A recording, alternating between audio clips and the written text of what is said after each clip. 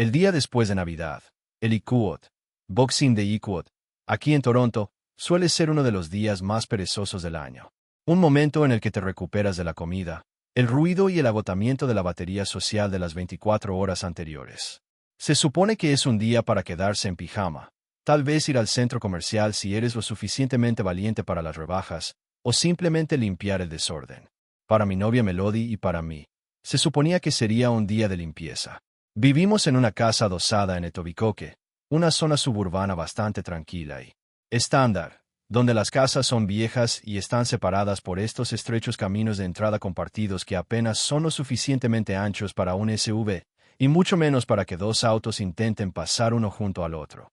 Habíamos vivido al lado de un tipo al que llamaré Greg durante unos 2 años. Y él era generalmente el tipo de vecino al que solo saludas con la cabeza.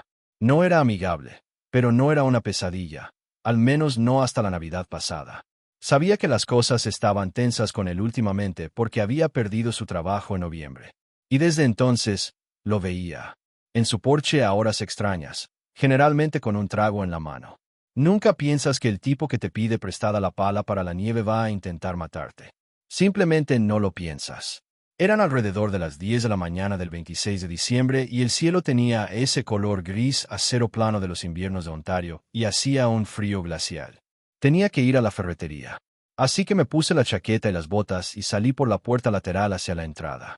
Inmediatamente vi el problema porque, al ser justo después de Navidad, todos tenían más basura de lo habitual con cajas de televisores, papel de regalo y envases de plástico por todas partes. La ciudad tenía reglas estrictas sobre la ubicación de los botes, pero a Greg no parecía importarle esa mañana porque su bote de reciclaje azul y su gran bote de basura negro estaban justo en medio del camino compartido, justo en el centro, lo que significaba que no había absolutamente ninguna forma de que pudiera sacar mi auto sin golpearlos. Suspiré, viendo su aliento empañar la ventana de su puerta lateral, sabiendo que estaba en casa. Yo no quería una confrontación, solo quería irme. Así que caminé hacia sus botes, que estaban rebosantes de cajas vacías de refrescos y botellas de licor, más de las que jamás le había visto. Agarré la manija del bote negro para arrastrarlo 60 centímetros a la izquierda, lo suficiente para despejar el camino, cuando la puerta lateral de su casa se abrió de golpe con tanta fuerza que golpeó contra la pared de ladrillo. Greg me gritó que no tocara sus cosas, haciéndome saltar y soltar el bote. Estaba parado en el umbral de su puerta con una camiseta sucia y calzoncillos a pesar de estar a 5 grados bajo cero, y su rostro estaba rojo brillante con él. Olor a whisky rancio golpeándome desde 3 metros de distancia. Eran las 10 de la mañana, y ya estaba borracho. Le dije que se calmara y que solo estaba tratando de sacar mi auto porque los botes bloqueaban la entrada. Balbuceó que los había puesto allí para el camión y me dijo que no tocara su propiedad, acusándome de pensar que era mejor que él con mi auto nuevo y lujoso. Esto no tenía sentido porque el camión de la basura no pasaría hasta el día siguiente debido al horario de vacaciones. Así que, claramente, solo estaba buscando pelea. Traté de mantener mi voz nivelada, diciéndole que no estaba tratando de empezar nada y que solo los estaba moviendo un poco para poder irme. Intenté agarrar el bote de nuevo, y Greg no gritó esta vez, sino que simplemente se dio la vuelta y volvió a entrar en su cocina sin cerrar la puerta. Pensé que se había rendido, así que moví los botes rápidamente, subí a mi auto y encendí el motor. Pero luego me di cuenta de que Melody necesitaba que moviera el asiento del bebé a la parte trasera para su sobrino más tarde. Así que apagué el motor y bajé para ajustar el asiento trasero. Fue entonces cuando Greg volvió a salir, no corriendo, sino caminando con un extraño propósito rígido. Su mano derecha estaba metida detrás de su espalda, bajo el dobladillo de su camiseta. Me dijo en voz baja que me había dicho que no lo tocara, parándose a unos 4,5 metros de distancia en el pavimento helado entre nuestras casas. Luego sacó la mano. Tu cerebro tarda un segundo en procesar cosas que no deberían estar ahí. Porque en un vecindario tranquilo de Toronto, esperas una pala o tal vez un bate de béisbol en el peor de los casos, pero no una pistola. Allí estaba, una pequeña pistola semiautomática negra, y la sostenía a su costado, dejando que la viera. Se me cayó el estómago con tanta fuerza que sentí que iba a vomitar, y el aire de repente se sintió muy enrarecido. Tartamudeé su nombre y le dije que la guardara, pero él solo me dijo que entrara en la casa. Cuando le pregunté qué había dicho, me gritó que entrara en mi casa, levantando el arma y apuntándola directamente a mi pecho. El agujero al final del cañón parecía enorme, y no lo pensé, retrocediendo a trompicones y tropezando con mis propios pies, prácticamente cayendo hacia atrás a través de mi puerta lateral. Cerré la puerta de golpe y puse el cerrojo. Mis manos temblaban tanto que apenas podía girar el pequeño pestillo de metal. Grité a Melody que llamara al 911 de inmediato. Ella estaba en la cocina sosteniendo una taza de café y me miró como si estuviera loco hasta que le dije que Greg tenía un arma y que llamara a la policía. La expresión de su rostro pasó de confundida a aterrorizada en una fracción de segundo y soltó la taza, que se hizo añicos en el suelo, y buscó a tientas su teléfono en el mostrador. De repente, un fuerte estallido nos ensordeció. Un sonido que sentías en el pecho más de lo que oías, cuando el primer disparo golpeó la pared de ladrillo justo al lado de la ventana. Nos tiramos al suelo y gateamos hacia la sala de estar, lejos del lado de la casa que daba a la casa de Greg. Podía oírlo afuera gritando cosas que no tenían sentido, despotricando sobre la basura, el respeto y el gobierno. Melody estaba sollozando, sosteniendo el teléfono en su oído, y pude escuchar la voz de la operadora, pequeña y lejana en la línea. Melody gritó que necesitábamos a la policía porque nuestro vecino tenía un arma y estaba disparando a nuestra casa. La operadora preguntó nuestra dirección y si estábamos en un lugar seguro. Melody le dijo que estábamos en el suelo en la sala de estar y que había escuchado un disparo. Cuando la operadora preguntó si conocíamos al sospechoso, Melody explicó que era nuestro vecino Greg, que estaba borracho y había sacado un arma después de discutir por los botes de basura. Justo entonces, un fuerte golpe resonó por toda la casa cuando Greg comenzó a patear nuestra puerta lateral. Melody gritó que estaba tratando de entrar y la operadora le dijo que se alejara de la puerta y preguntó si estaba cerrada. Melody confirmó que tenía el cerrojo puesto, pero entonces sonó otro fuerte estallido mientras él disparaba una bala directamente a través de la madera de la puerta. De vuelta a la sala, vi la madera alrededor del marco de la puerta astillada por donde había disparado justo encima del pomo de la puerta. Un rayo de sol atravesó al agujero de la bala, iluminando el polvo en el aire. Arrastré a Melody detrás del sofá y nos acurrucamos en una bola abrazándonos. Seguía esperando que la puerta cediera y verlo entrar en nuestra cocina con esa arma en la mano.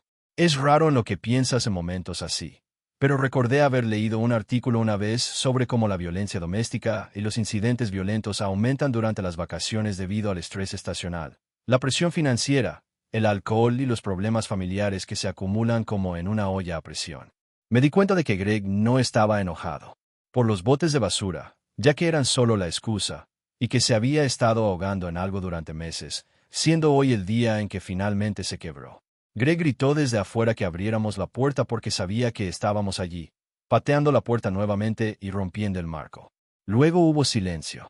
Durante unos 30 segundos, no hubo absolutamente ningún ruido, lo cual fue peor que los gritos porque me preguntaba si estaba recargando, caminando hacia el frente de la casa para romper una ventana o simplemente esperando. Luego escuchamos sirenas, no solo una, sino una sinfonía de ellas acercándose. Una voz gritó desde la calle, amplificada por un megáfono, identificándose como la policía y ordenándole que soltara el arma.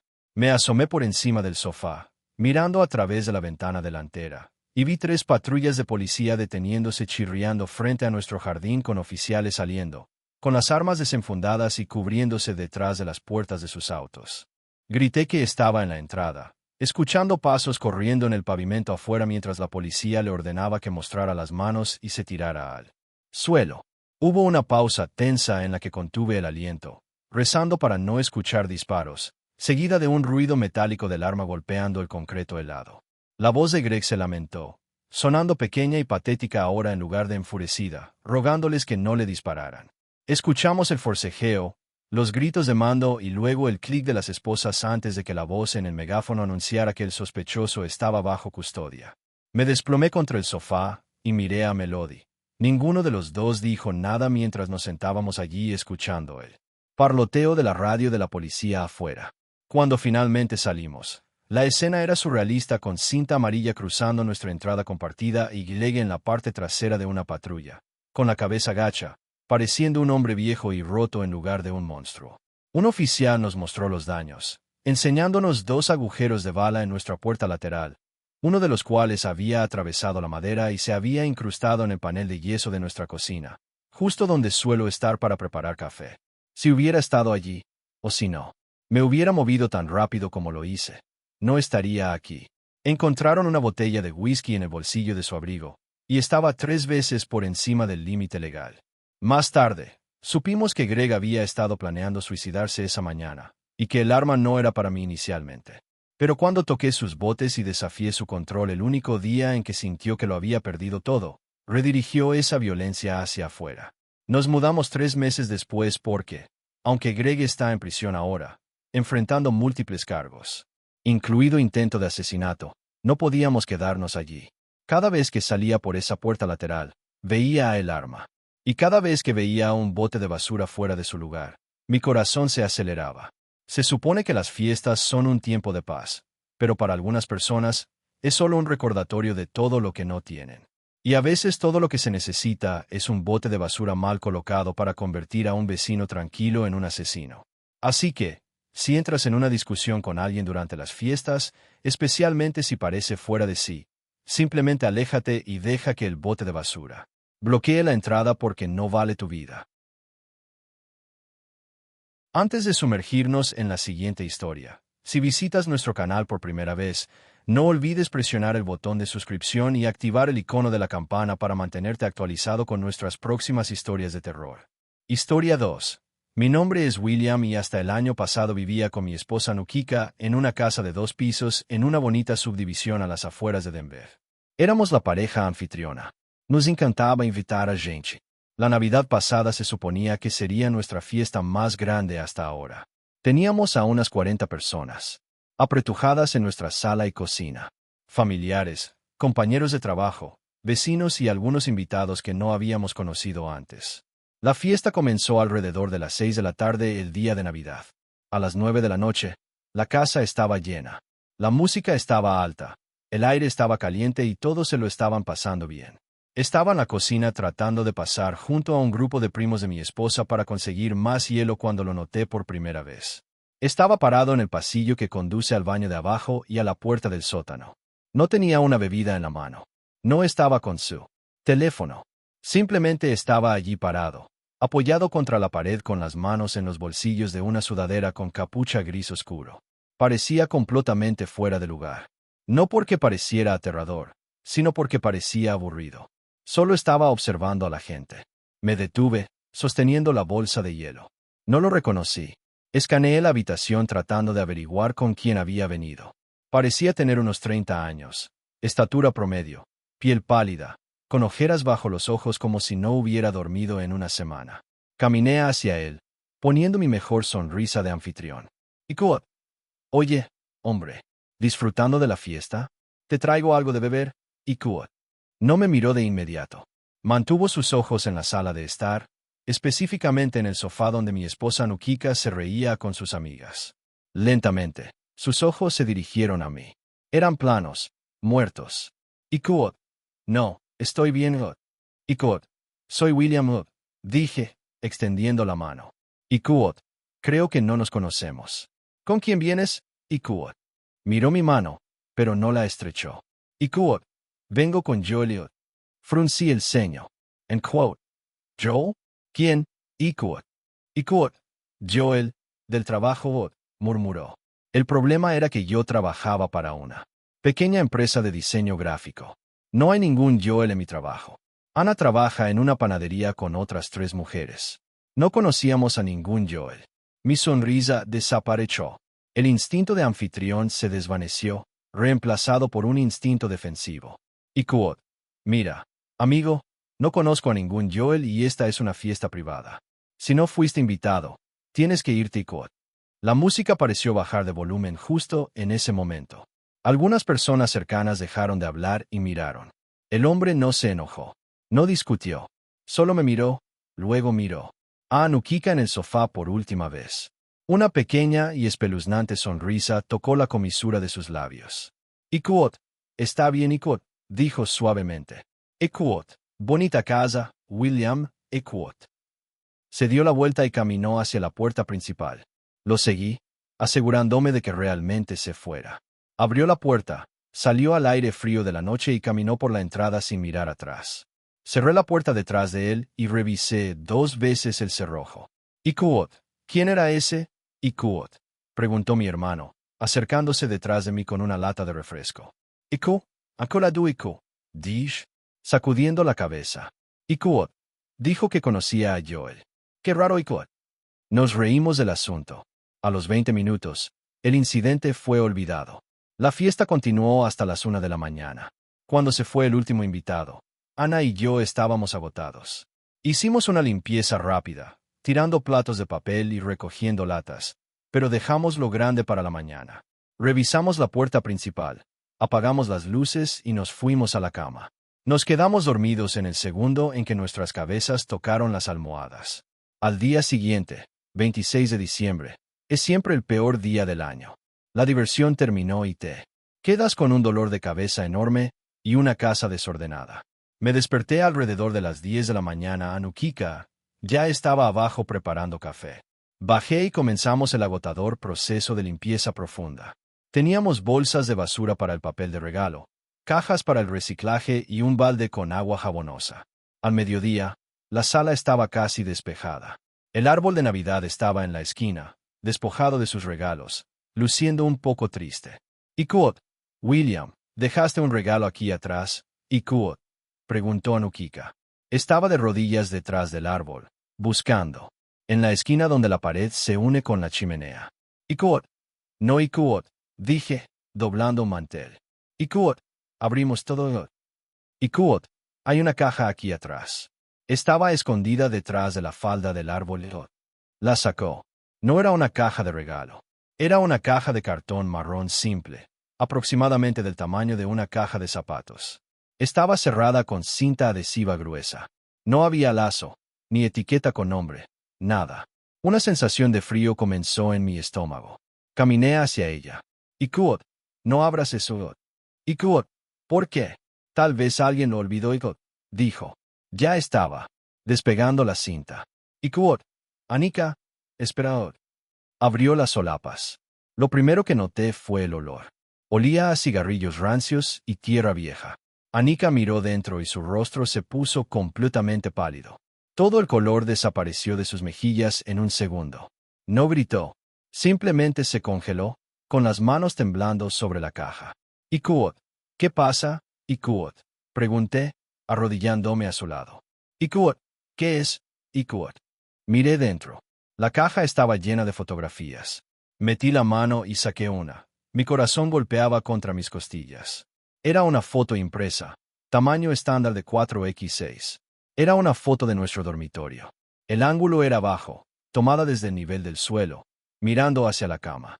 En la foto, Anukika estaba dormida. Su boca estaba ligeramente abierta. Su mano descansaba sobre la almohada. Yo estaba al lado de ella, de espaldas a la cámara, un bulto bajo el edredón. Agarré otra foto. Esta era más cercana, un primer plano del rostro de Anukika mientras dormía. Agarré otra. Esta fue tomada desde el interior de nuestro vestidor, closet. Podía ver el contorno borroso de mis camisas colgadas en primer plano, enmarcando la vista de la cama donde dormíamos. Le di la vuelta a la foto. En el reverso, escrito en negro, había una marca de tiempo, 3:42 de la mañana. Sentí que iba a vomitar. La fiesta había terminado a las 1 de la mañana. Habíamos echado a ese hombre a las 8 de la noche. Estas fotos fueron tomadas horas después mientras estábamos indefensos en nuestra propia cama. Él estaba en la habitación con nosotros. Busqué en el fondo de la caja. Había un trozo de papel de cuaderno doblado. Lo desdoblé. La letra era irregular y presionada con fuerza en el papel. Decía, «Ikuot, revisaste la puerta principal. No revisaste la ventana del sótano. Siempre revisa tu casa antes de dormir». Ikuot. Solté la nota y retrocedí gateando lejos de la caja como si fuera una bomba. End quote, Sal, end quote, right? Ikuot, Anuka, sal de la casa ahora, Ikuot. Cormos. Ni siquiera agarramos nuestros abrigos. Corrimos hacia el auto y nos encerramos dentro llamando al 911. La policía llegó rápidamente. Les di la descripción del hombre de la fiesta. La sudadera gris. La piel pálida, los ojos muertos. Les hablé de la conversación sobre Joel. Le di la caja. Registraron la casa con las armas desenfundadas. Pasaron 2 horas adentro mientras nosotros estábamos sentados en la entrada, congelados y aterrorizados. Cuando salió el oficial a cargo, se veía serio. Ikuot, despejamos la casa, dijo. Ikuot, no hay nadie adentro. Ikuot, ¿lo encontraron? Ikuot, pregunté. Ikuot, no Ikuot, dijo el oficial. Ikuot, pero encontramos por dónde entró. Me llevó al costado de la casa hacia el hueco de la ventana del sótano. La cubierta de plástico había sido levantada. La pequeña ventana, que yo pensaba que estaba sellada con pintura, había sido forzada. Había huellas de botas embarradas en el piso de concreto del sótano. Ikuot, él esperó Ikuot, dijo el oficial. Ikuot, basándonos en el lodo, probablemente esperó allí abajo en el cuarto de servicio hasta que terminó la fiesta y ustedes dos se fueron a dormir. Ikuot. Luego el oficial vaciló. Ikuot, hay algo más que deben ver. Ikuot. Me llevó de regreso adentro, subiendo las escaleras hasta nuestro dormitorio. Señaló el vestidor, el mismo closet desde el cual se tomó la foto. Ikuot, encontramos esto en el estante superior. Ikuot, dijo el oficial, apuntando con su linterna. Escondido al fondo del estante superior, detrás de una pila de suéteres que nunca usaba, había un saco de dormir. Buscaron huellas dactilares, pero la casa estaba tan contaminada por los invitados de la fiesta que fue imposible aislar a un sospechoso. El hombre había usado guantes en las fotos. No había huellas claras en la caja. Nos quedamos en un hotel esa noche. No pudimos volver. A la mañana siguiente, la policía llamó. Habían buscado la descripción, pero sin un nombre o una placa de auto, no había mucho que pudieran hacer. Prometieron aumentar las patrullas en el vecindario. Volvimos a la casa durante el día para empacar algunas maletas. Nos íbamos a quedar con mis padres por un tiempo. La casa se sentía violada. Cada sombra parecía una persona. Cada crujido del suelo sonaba como pasos. Mientras empacaba el auto, Anukika gritó desde la sala. Corey dentro. Estaba señalando la televisión. Tenemos una televisión inteligente que pasa nuestras fotos personales como protector de pantalla cuando está inactiva.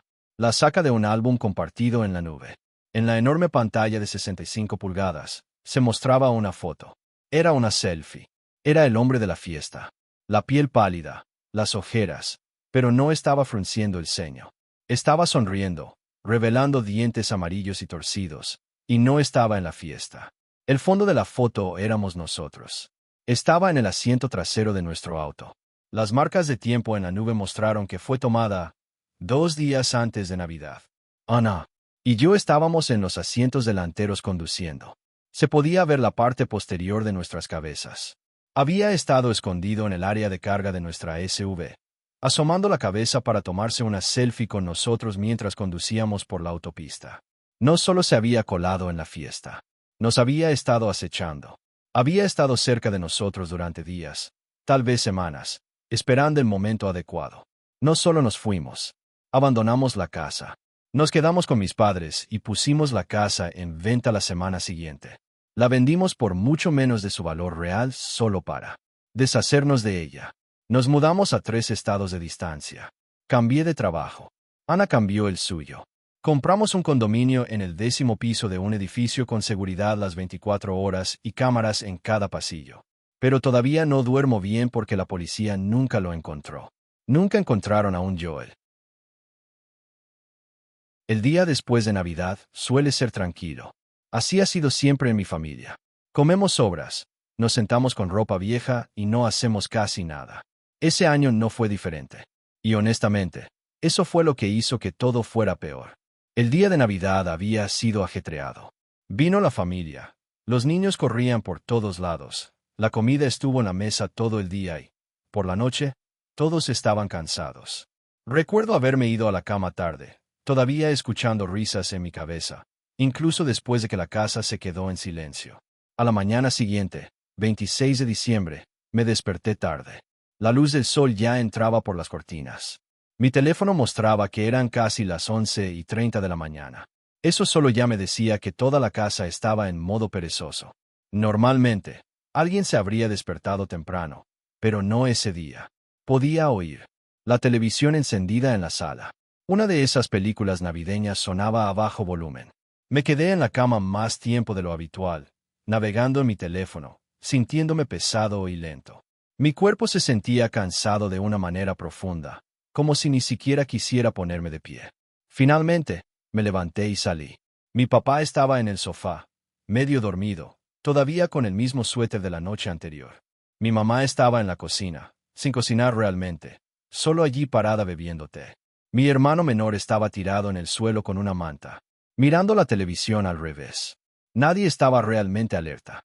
Nadie estaba prestando atención a nada. Eso es importante. Nuestra casa no es enorme, pero tampoco es pequeña. 2 pisos, sala y cocina abajo, dormitorios arriba. También tenemos un pequeño cuarto de almacenamiento cerca de la puerta trasera donde guardamos herramientas y cajas viejas. Normalmente, mi papá es muy cuidadoso. Puertas cerradas, luces encendidas por la noche, alarma puesta. Pero ese día todo estaba apagado. La alarma no estaba puesta porque la gente entraba y salía en Navidad. La puerta trasera se había abierto tantas veces que nadie recordaba si estaba bien cerrada. Alrededor del mediodía, mi mamá sugirió que todos nos relajáramos y comiéramos las sobras más tarde. Nadie discutió. Todos estábamos perezosos. Teléfonos fuera, televisión encendida, cortinas medio cerradas. La casa se sentía adormecida. En algún momento, noté lo silencioso que estaba afuera. Sin niños, sin vecinos, sin autos. Eso no era extraño, pero se sentía vacío, como si la calle se hubiera pausado. Recuerdo haberme levantado para ir por agua, a pasar por el pasillo cerca de la puerta trasera. Noté algo pequeño pero extraño. La puerta del cuarto de almacenamiento estaba ligeramente abierta. Me detuve por un segundo. Esa puerta siempre está cerrada. Siempre. Se atasca un poco, así que cuando la cierras, escuchas un sonido. No recordaba que nadie la hubiera abierto esa mañana. Le pregunté a mi hermano si había estado allí. Sacudió la cabeza sin apartar la vista de la televisión. Le pregunté a mi mamá. Dijo que no. No le di mucha importancia. Ese fue mi error. Cerré la puerta y volví a la sala. Unos 20 minutos después, mi papá se levantó y dijo que iba a dormir una siesta arriba. Mi mamá lo siguió poco después. Eso nos dejó a mi hermano y a mí abajo. Él se quedó dormido en el suelo. Yo me quedé despierto, navegando en mi teléfono, con los auriculares puestos. No sé cuánto tiempo pasó. Tal vez 30 minutos, tal vez más. Entonces escuché un sonido. No fue fuerte, no fue repentino. Fue suave, como algo rozando contra otra cosa. Al principio, pensé que era la televisión. Me quite an auricular. El sonido volvió. Sonaba como un cajón abriéndose lentamente. Silency. La televisión. El sonido venía de la parte de atrás de la casa. Me levanté, en silencio. Mi hermano seguía dormido. Caminé hacia el pasillo, con el corazón latiendo ya más rápido, aunque seguía diciéndome a mí mismo que no era nada. Cuando llegué al cuarto de almacenamiento, la puerta estaba abierta de nuevo, más abierta esta vez. Fue entonces cuando olí algo extraño. No fuerte, pero mal, como aire frío mezclado con polvo y sudor. Me congeló. Entonces escuché una respiración. No una respiración pesada, controlada, cuidadosa. Había alguien dentro de nuestra casa. Retrocedí lentamente, cada paso sintiéndose demasiado fuerte. Quería correr arriba, pero el miedo debilitó mis piernas. Tenía el teléfono en la mano. Pensé en llamar a la policía, pero no quería hacer ruido. Fue entonces cuando escuché pasos detrás de la puerta del cuarto de almacenamiento. La puerta se movió. No lo pensé más. Corrí escaleras arriba, casi resbalando en los escalones. Entré de golpe en la habitación de mis padres, gritando que había alguien en la casa. Mi papá saltó instantáneamente. La pereza desapareció de su rostro. Mi mamá agarró su teléfono. Mi hermano se despertó confundido, llorando. Mi papá no esperó. Agarró el bate de béisbol que guarda cerca de la cama y nos dijo que nos encerráramos en la habitación. Bajó solo. Esos segundos parecieron horas. Podía oír mis propios latidos. Mi mamá susurraba oraciones. Mi hermano temblaba. Luego escuchamos gritos. La voz de un hombre. Luego otro. Luego golpes fuertes. Mi papá volvió corriendo, respirando con dificultad. Cerró la puerta del dormitorio de un golpe y le puso el seguro. «Iquot, hay más de uno», dijo. Esa frase me asustó más que nada. Escuchamos pasos abajo. Rápidos ahora. Ya no se escondían. Cajones cerrándose de golpe. Gabinetes abriéndose. Apagaron la televisión. La puerta principal vibró. Ya no intentaban ser silenciosos. La policía ya estaba en camino. Mi mamá seguía en la llamada, susurrando detalles. Luego todo se quedó en silencio. Demasiado silencio. Sin pasos, sin voces, nada. Ese silencio duró tal vez 1 minuto, tal vez 2. Luego el sonido de cristales rompiéndose. Se estaban yendo. Cuando llegó la policía, despejaron la casa. 3 hombres habían entrado por la puerta trasera. La cerradura había sido dañada antes, probablemente durante la noche de Navidad cuando la gente estaba distraída. Se escondieron en el cuarto de almacenamiento, esperando a que nos relajáramos, esperando a que nos separáramos. Robaron dinero en efectivo, joyas, teléfonos y una computadora portátil. Sabían exactamente dónde buscar. Uno de ellos tenía guantes. Otro dejó huellas de barro cerca de las escaleras. La policía dijo que este tipo de cosas pasan más a menudo de lo que la gente piensa, especialmente después de las vacaciones. Casas llenas de gente, familias cansadas, puertas dejadas, sin llave, días perezosos. Esa noche, ninguno de nosotros durmió. Porque a veces lo peor no es ser descuidado, es estar cómodo. Hay algo increíblemente deprimente en el 26 de diciembre. La preparación para la Navidad lleva meses llenos de estrés, compras y anticipación. Y luego se acaba en un instante. La magia se evapora, dejándote con una casa desordenada, una montaña de basura y una sensación de agotamiento que te llega hasta los huesos. Vivo en una subdivisión tranquila en los suburbios de Chicago, a unos 45 minutos de la ciudad. Es una zona bonita, segura, el tipo de lugar donde la gente deja las puertas de sus garajes abiertas durante el verano. Soy madre soltera de un niño de 3 años llamado Donald. Como solo éramos nosotros dos, siempre trataba de exagerar en Navidad para asegurarme de que no sintiera que se estaba perdiendo de nada. Este año, organizamos una pequeña fiesta en Nochebuena para mis padres y mi hermana. Para la mañana del 26, la casa era una zona de desastre. Afuera, el clima era miserable. Nos había golpeado una tormenta de nieve masiva durante la noche, enterrando la entrada en unos 15 centímetros de nieve pesada y húmeda. El viento aullaba, sacudiendo los cristales de las ventanas constantemente.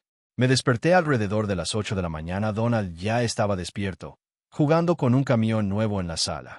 Preparé café y comencé la desalentadora tarea de limpiar. Había papel de regalo por todas partes. Alrededor de las 9:30 de la mañana, estaba en el pasillo de arriba recogiendo un montón de ropa sucia cuando escuché un golpe seco por encima de mí. Mi casa es una colonial estándar de 2 pisos. Encima del segundo piso hay un ático sin terminar. Solo lo usamos para guardar decoraciones navideñas y ropa vieja de bebé. Es accesible a través de una trampilla plegable en el techo del pasillo. Cuando escuché el ruido, me congelé. Sonó pesado, como una caja cayéndose. Me quedé allí por un segundo, mirando hacia la trampilla. El viento soplaba con fuerza afuera, golpeando contra el revestimiento de la casa. Me dije a mí misma que era solo la casa asentándose, o tal vez una corriente de aire derribando algo. Las casas viejas hacen ruidos, especialmente durante los inviernos de Chicago. No le di importancia y bajé el cesto de la ropa sucia. 1 hora después, estaba en la cocina. Abrí el refrigerador para prepararme un sándwich con el jamón que sobró de la fiesta. Recordaba claramente haber puesto la bandeja grande de jamón en el estante del medio envuelta en papel de aluminio. Cuando miré dentro, el papel de aluminio estaba desgarrado, no despegado con cuidado, sino roto, y faltaba un trozo significativo de la carne. Me quedé mirándolo, confundida. Traté de recordar si había comido algo tarde anoche después de que todos se fueron. Tomé un par de vasos de refresco, así que tal vez bajé por un bocadillo y lo olvidé. Parecía poco probable, pero la alternativa era que alguien más se lo hubiera comido. Como Donald no podía alcanzar el estante de medio, simplemente culpé a mi propio IQ, cerebro de mamá IQ, y cerré el refrigerador. La sensación de inquietud no comenzó realmente hasta alrededor del mediodía. Estaba aspirando la alfombra de la sala. Apagué la aspiradora para mover una silla y, en el repentino silencio, escuché un crujido.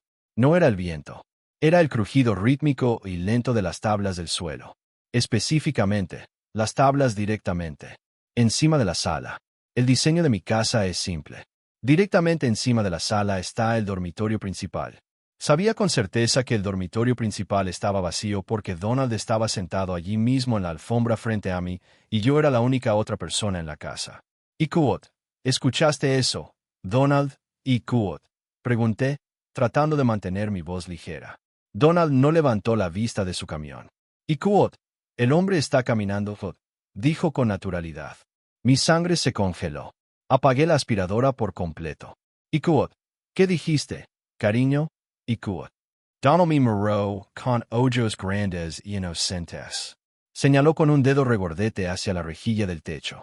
«Iquot, el hombre de arriba. Está caminando pesado». Traté de reírme, pensando que estaba hablando de Santa Claus.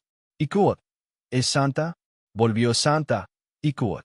Donald sacudió la cabeza violentamente. No. Santa se fue. Este es el hombre sucio Iquot.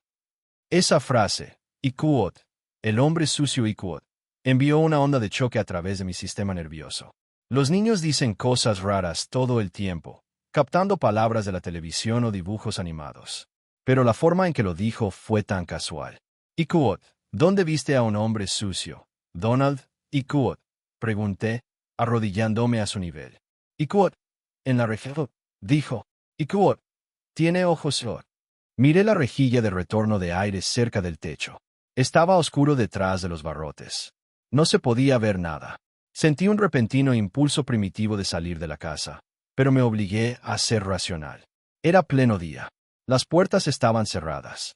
Tenía un sistema de alarma. «Iquot, está bien, Iquot», dije, con la voz temblando ligeramente. «Iquot, voy a ir a revisar. Tú quédate aquí, Iquot». Agarré mi teléfono. No llamé a 911. Todavía porque no quería ser la loca que llama a la policía por un fantasma o una corriente de aire. Pero lo sostuve con fuerza, lista para marcar. Subí las escaleras. La casa estaba en silencio absoluto ahora. El viento había amainado ligeramente, lo que en realidad lo hacía peor porque ya no podía culpar de los ruidos al clima. Cuando llegué a la parte superior de la escalera, miré la trampilla del ático. Parecía normal. Era un panel cuadrado blanco en el techo con una pequeña cuerda colgando. Me paré debajo, escuchando. Granny and Margot. Minuto, no hubo nada. Empecé a sentirme tonta. Estaba a punto de darme la vuelta y volver abajo cuando lo vi. Una sola gota de líquido cayó de la costura de la trampilla del ático y aterrizó en el suelo de madera justo al lado de mi calcetín. Miré hacia abajo. Era agua. Agua gris sucia. Volví a mirar la trampilla. La nieve en el techo debía estar derritiéndose. «Iquot, una gota», pensé. Eso explicaba el ruido. Agua goteando, tal vez aflojando una tabla. Estiré la mano para tirar de la cuerda. Necesitaba ver qué tan mala era la gotera. Antes de que arruinara el techo, tiré de la trampilla hacia abajo. Las escaleras plegables se deslizaron con un chirrido metálico. Mientras bajaban las escaleras, un olor me golpeó. No era olor a moho ni a madera vieja. Era el olor a sudor corporal sin lavar. Agrio, ácido y abrumador, como un vagón de metro en verano, pero concentrado. Y luego escuché un sonido que nunca olvidaré mientras viva. Desde la oscuridad del ático, justo en la parte superior de las escaleras, surgió el sonido de una cremallera, zipper, siendo subida lentamente. No grité, no me congelé. Mi cuerpo simplemente reaccionó. Cerré las escaleras de un golpe, aunque no pude cerrar el pestillo de la trampilla correctamente. Me di la vuelta y corrí por el pasillo, casi tropezando con mis propios pies. Donald, right? Volé por las escaleras, saltándome los últimos 3 peldaños. Agarré a Donald del brazo, levantándolo bruscamente de sus juguetes. Empezó a llorar, asustado por mi agresión. «Iquot, nos vamos», dije. «Iquot, nos vamos ahora mismo». No agarré brigos. No agarré mi bolso. Solo. Tenía mi teléfono y a mi hijo. Abrí la puerta principal. Corrí hacia la nieve en calcetines. Puse a Donald en el asiento trasero de mi auto y salté al asiento del conductor. Gracias a Dios había dejado las llaves puestas desde que moví el auto para el tipo de la quitanieve esa mañana. Salí de la entrada tan rápido que casi golpeó el buzón. Conduje 3 casas más allá y me detuve, temblando tanto que apenas podía sostener el teléfono. «Mark al 911. Iquot, hay alguien en mi casa, Iquot», le dije al despachador. «Iquot, mi hijo dijo que había un hombre y yo lo escuché en el ático». Who a la persona en quote. La policía llegó en menos de 5 minutos. 2 patrullas se detuvieron en mi casa. Les di el código del garaje y les hablé del acceso al ático. Me senté en el auto con la calefacción a tope, abrazando a Donald, observando mi casa. Parecía tan normal. Las luces de Navidad seguían puestas.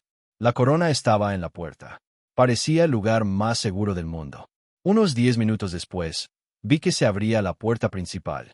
2 oficiales salieron, llevando a un hombre esposado entre ellos. Era una pesadilla. Llevaba capas de ropa sucia, incluida una camisa de franela que pertenecía a mi exmarido, que yo había guardado en una caja en el ático hace años. Su cabello estaba enredado, su barba llena de suciedad. No llevaba zapatos, solo calcetines de lana gruesos y sucios. No estaba peleando con ellos. Solo miraba hacia el suelo, temblando. Un oficial se acercó a mi auto. Se veía perturbado. Icot, señora, está bajo custodia. El oficial dijo, Icot, vamos a necesitar que venga a dar una declaración, pero tal vez no quiera volver allí hasta que consigamos a alguien que limpie Icot. Icot, ¿cuánto tiempo? Icot, pregunté.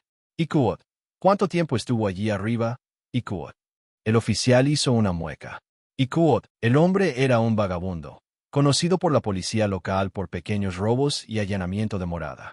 Probablemente había entrado en la casa unos días antes, tal vez mientras yo traía las compras y dejé la puerta del garaje abierta.